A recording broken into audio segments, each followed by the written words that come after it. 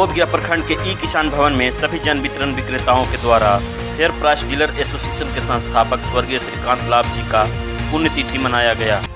इस कार्यक्रम का मुख्य अतिथि के रूप में बोधगया प्रखंड के प्रखंड आपूर्ति पदाधिकारी राजेश गुप्ता उपस्थित थे। कार्यक्रम के दौरान फेयर प्राइस डीलर एसोसिएशन के बोधगया अध्यक्ष विजय कुमार यादव ने स्वर्गीय श्रीकांत लाभ के प्रतिमा पर माल्यार्पण किया। उसके बाद बोधगया के उपस्थित जन वितरण विक्रेताओं ने भी बारी बारी से उनके फोटो पर माल्यार्पण की। वहीं प्रखंड आपूर्ति पदाधिकारी बोधगया ने उनके कार्यों को सराहना किया। इस अवसर पर डॉक्टर विजय यादव ने भी उनके बारे में चर्चा करते हुए कहा कि अगर हम लोगों के बीच आज स्वर्गीय श्रीकांत लाभ जी होते तो आज हम लोग अपनी 8 सूत्री मांगों के लिए दर दर भटकते नहीं फिरते।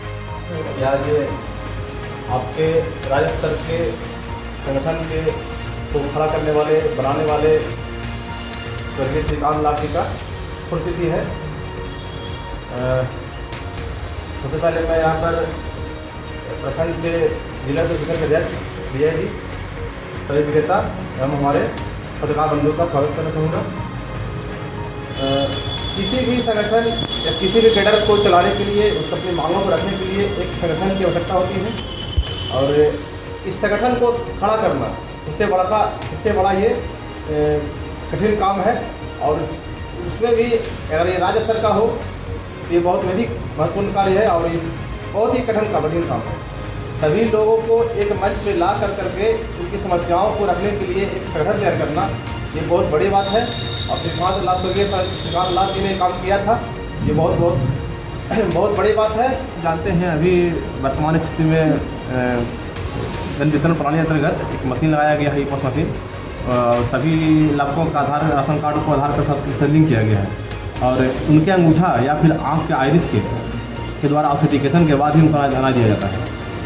तो पिछले 4-5 दिन से देखा जा रहा है कि जो सर्वर है उसमें थोड़ा प्रॉब्लम आ रहा है और हम लोगों ने इसकी सूचना राज्य स्तर पर सरकार को करा दिया गया है। सरकार ने विश्वासन दिया है कि इस पर कार्य चल रहा है और जल्द ही इसके स्थायी समाधान की व्यवस्था हो जाएगी। सर्वर फेल रहने के कारण परेशानी क्या होती है? परेशानी होती है कि मशीन में क्या है कि लाभुक लोग आते हैं, उनका राशन कार्ड संख्या डाला जाता है और उसके बाद उनके अंगूठे का या फिर आँख का आइरिस का इसके माध्यम से ऑथेंटिकेशन होता है कि ये आपका ही राशन कार्ड है, आप ही व्यक्ति हैं उसके बाद उनको अनाज मिलता है। सर्वर फेल रहने के कारण वो नहीं हो पा रहा है, वो समस्या हो रही है और पिछले 4-5 दिन से। तो सरकार इसके पीछे सरकार का मकसद है कि जो वास्तविक लाभुक है लाभ उसी को मिल सके। उठाव भी उससे प्रभावित हो रहा है क्या? हाँ, आजकल पिछले 2-3 महीने से गोदाम से जो उठाव है वो भी ऑनलाइन कर दिया गया है।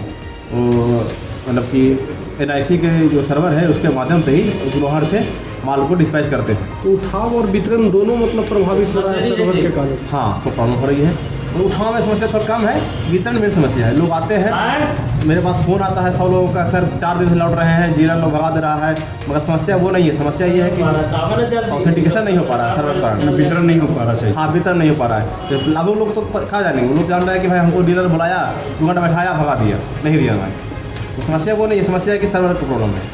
तो 2 दिन में हम लाभुकों से निवेदन करना चाहेंगे कि परेशानी हुई है उसके लिए घबराए नहीं और 2 दिन में सब ठीक हो जाएगा। जैसे कि आज जानकारी मिला है मशीन ठीक चल रहा है और सरकार ने आश्वासन दिया है कि इसका स्थायी व्यवस्था करेंगे। इसलिए लाभुकों को संदेश दिया जाए कि थोड़ा प्रॉब्लम हो रहा है, उसको सपोर्ट करें, अनाज मिलेगा। बोधगया में कितना डीलर हैं? बोधगया में अभी लगभग 88 डीलर हैं और ये दिक्कत है। एक क्या बताते हैं, अभी वर्तमान में NFSA के तहत मिलता है लोग लाभुकों को, पैसा लेकर के है, सरकारी योजना है 2 रुपये 3 रुपये किलो। उसके अलावा प्रधानमंत्री गरीब कल्याण योजना को मई में शुरू किया गया था, इसको नवंबर तक बढ़ा दिया गया और अभी सबको फ्री मिला गया ना। हाँ, एक पैसा से एक फ्री मिलेगा।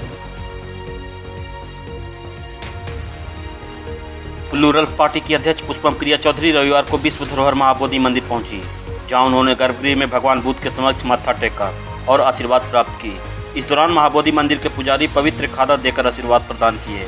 वहीं बोधि ब्रिज की छांव में कुछ देर रुक बोधि ब्रिज के बारे में जानकारी प्राप्त किया। उन्होंने कहा कि यह वर्ल्ड हेरिटेज साइट है जिसे और विकसित करने की ज़रूरत है। आसपास के जगहों को और विकसित करने की ज़रूरत है। इंटरनेशनल जगह है, यहाँ पर सभी देशों के बौद्ध धर्म के लोग आते हैं जो बौद्ध धर्म को फॉलो करते हैं, जिस पर और काम करने की ज़रूरत है। उन्होंने महाबोधि मंदिर की व्यवस्था की प्रशंसा करते हुए कहा कि यहाँ पर व्यवस्था बहुत अच्छी है, अब सरकार का काम है कि इसे और कैसे विकसित करें। उन्होंने जातीय जनगणना को लेकर कहा कि जो 30 वर्षों से लालू एवं नीतीश की राजनीति में है, पिछले 30 सालों में क्या जातियाँ का कोई उद्धार हुआ है या फिर उनको ठगा जा रहा है, बता दीजिए। बहुत ही सौभाग्य की बात है हम लोगों के लिए, हर बिहारी के लिए, कि यही वो जगह है जहाँ पे महात्मा बुद्ध को ज्ञान की प्राप्ति हुई।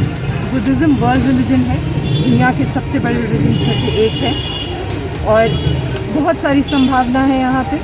ये भी बहुत गर्व की बात है कि यहाँ पे जो महाबोधि टेम्पल है, महाविहारा, वो वर्ल्ड हेरिटेज साइट है।